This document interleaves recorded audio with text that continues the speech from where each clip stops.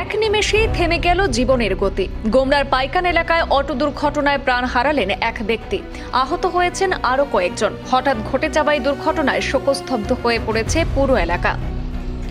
কাছাড় জেলার গোমরায় অটো দুর্ঘটনায় প্রাণ হারালেন ৪৬ বছর বয়সের জামরুল ইসলাম বড়ভূঁইয়া। আজ শুক্রবার বিকেল আনুমানিক ৩টে নাগাদ এই দুর্ঘটনাটি সংঘটিত হয়েছে। গোমরা পাইকান এলাকায় ভয়াবহ এই দুর্ঘটনায় ঘটনাস্থলে গুরুতর জখম হন মৃত ব্যক্তি গোমরা সরসপুর এলাকার বাসিন্দা বলে জানা গেছে।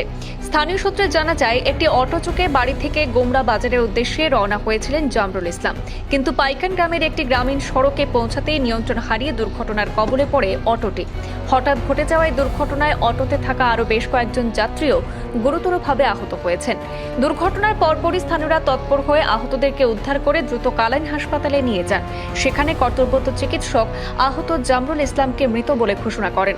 এই মর্মান্তিক ঘটনার পর এলাকায় শোক এবং আতঙ্কের পরিবেশ সৃষ্টি হয়েছে। ঘটনার খবর পেয়ে আসাম পুলিশ ঘটনাস্থলে পৌঁছে পরিস্থিতি নিয়ন্ত্রণে আনে।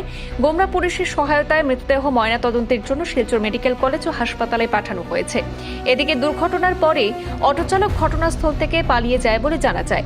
পুলিশ নম্বরবিহীন ইলেকট্রিক অটোটি বাজেয়াপ্ত করেছে এবং চালকের সন্ধানে তল্লাশি শুরু হয়েছে।